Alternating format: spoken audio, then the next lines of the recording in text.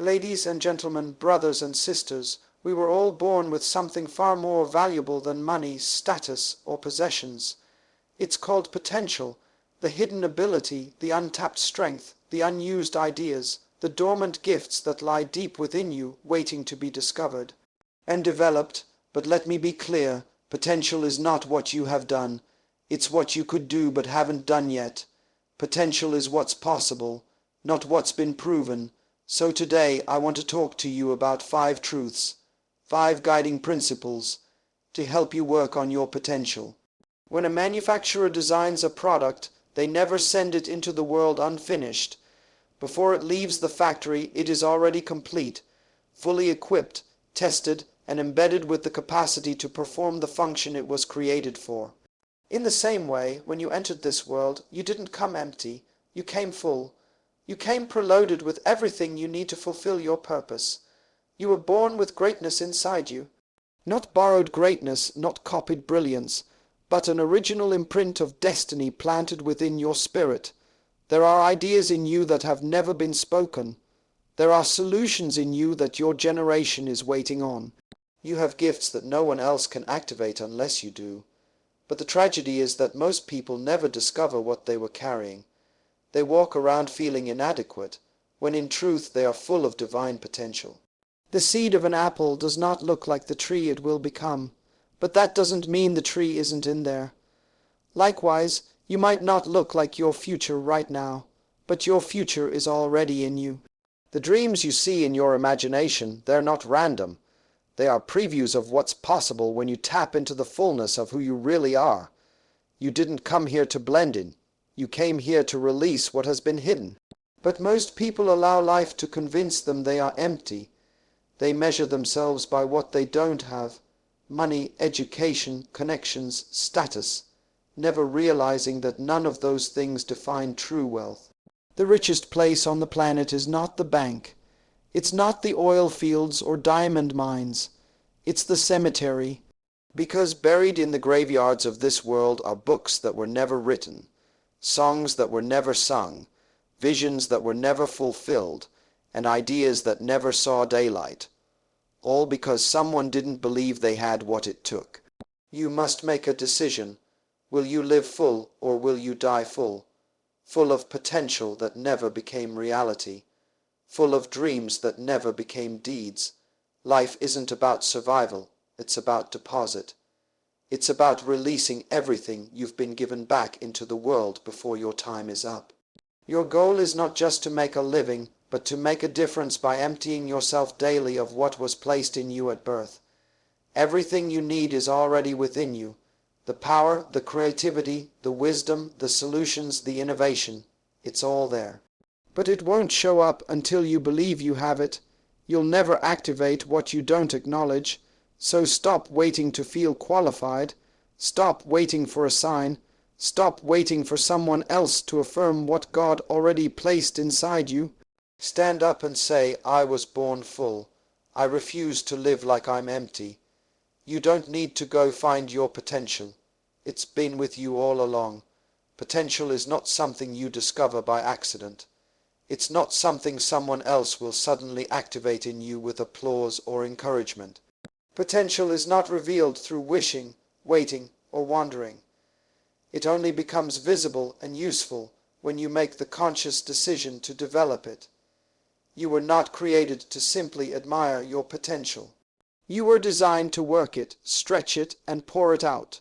The danger of potential is that it is invisible. No one can see it until you act on it.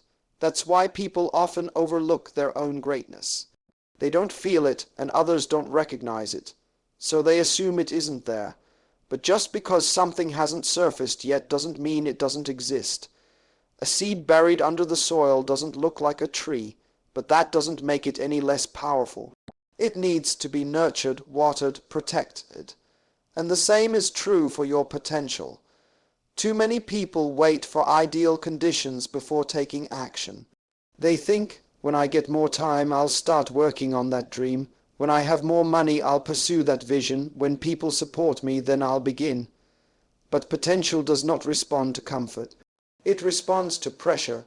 It is developed in the fire of effort, in the sweat of discipline, and in the pain of perseverance. It grows when you choose to move forward even though everything around you says stay where you are. You don't need another confirmation. You don't need someone to come and rescue your calling. The one you're waiting for to unlock your greatness is you, and that's the truth many people avoid, because development takes sacrifice. It takes saying no to laziness, to excuses, to distractions. It means waking up with purpose even when no one is watching, practicing your craft even when no one is applauding, building your vision even when there's no audience yet. You already have enough to start. Stop telling yourself you're not ready. The raw material is already within you. It doesn't matter if it's small. Everything big started small. The question isn't, do I have what it takes? The real question is, am I willing to take what I have and grow it? The gift may be hidden now, but when you begin to refine it, when you give it time, energy, and focus, it will grow beyond your imagination. There is no shortcut to your purpose. You must dig, you must sweat, you must labor. Every master was once a student, every leader was once a learner, every legend once had doubts, but they chose to push through discomfort and develop what was inside of them. Potential doesn't respond to dreams, it responds to decisions. It doesn't bloom in theory, it manifests in action. So don't let another day pass by where your talent sleeps while you scroll, where your ideas rot while you delay, where your calling waits while you make excuses. Wake up what's inside you and then work on it until the world can't ignore it. A seed is only as powerful as the soil it's planted in. You can carry potential that can shake nations, but if you're in the wrong environment, that potential will stay buried. Your surroundings matter more than you think. Not just your physical environment, but your emotional, spiritual, and relational atmosphere. Because what surrounds you feeds you, and what feeds you forms you. Many people are not weak because they lack strength. They are weak because they live in atmospheres that drain their strength. They are surrounded by voices that shrink their vision, relationships that belittle their calling, and routines that choke their growth. Even a lion, if raised among sheep, will doubt its roar. Potential is not immune to influence, and if you don't protect what's in you, your environment will slowly convince you to settle. Some environments are not evil. They're just too small for your future. They may be familiar, but they are no longer fruitful. And if you stay too long in places that no longer stretch you, you will begin to rot instead of rise. Comfort zones are often the quiet killers of potential. They don't feel dangerous because they're cozy, but potential was never meant to grow in comfort. It grows in challenge. You must have the courage to assess the people around you. Who speaks to your future? Who calls out your greatness? Who challenges you to grow even when it's uncomfortable? And just as important, who drains you? Who dismisses your dreams? Who feeds your fears and doubts every time you try to rise? This is not about arrogance. It's about alignment, because your potential will always be limited by what you tolerate. Sometimes, to protect your destiny, you must separate from familiarity, even if it hurts. Even if it means walking alone for a season.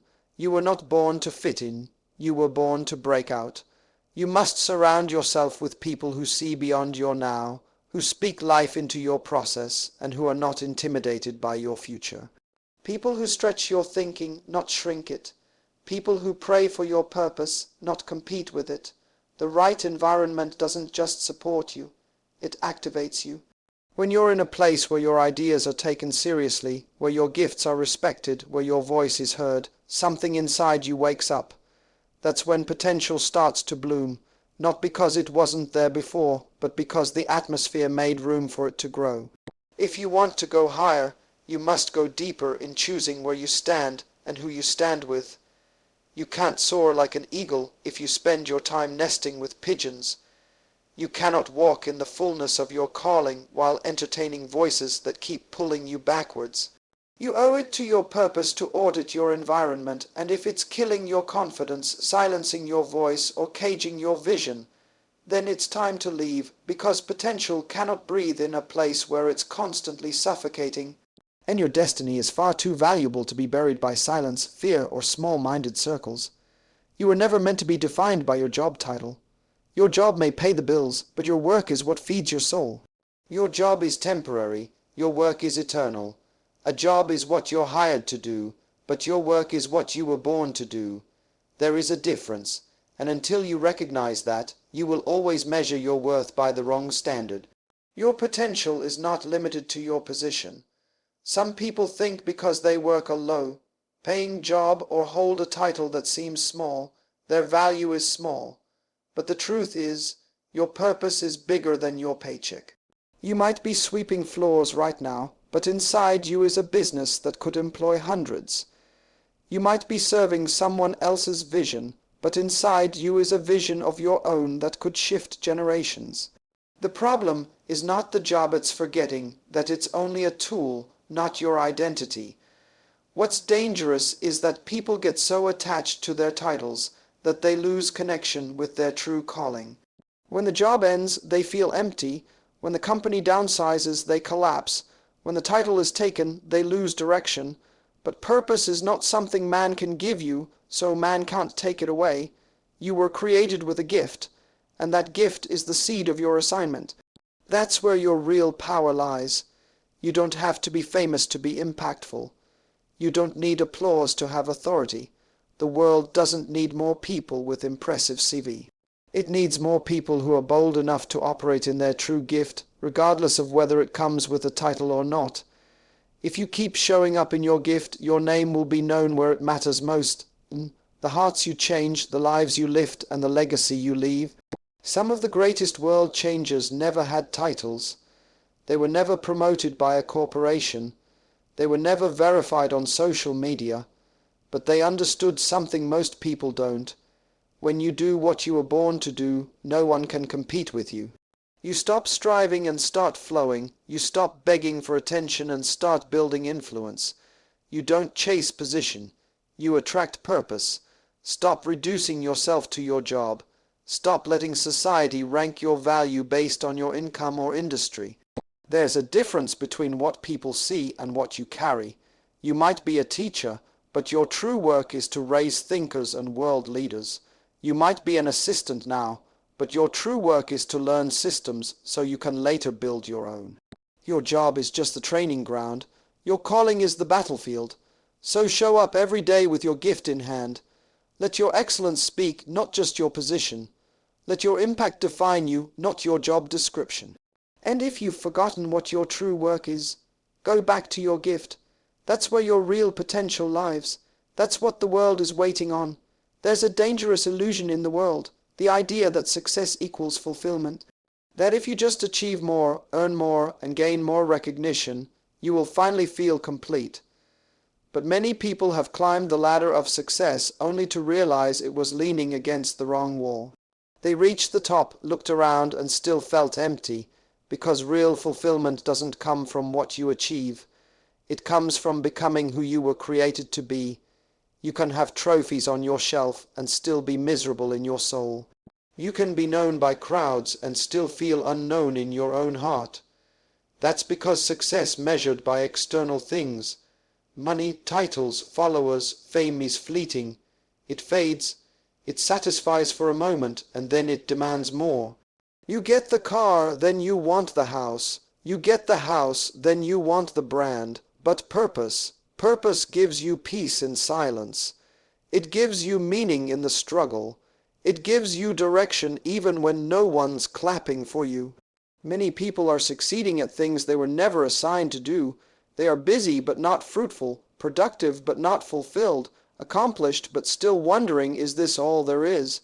Because deep down the human soul doesn't want success, it wants significance. It wants to know, did I matter? Did I do what I was born to do? Did I pour out what was placed in me before I leave this earth? True fulfillment doesn't come from looking good.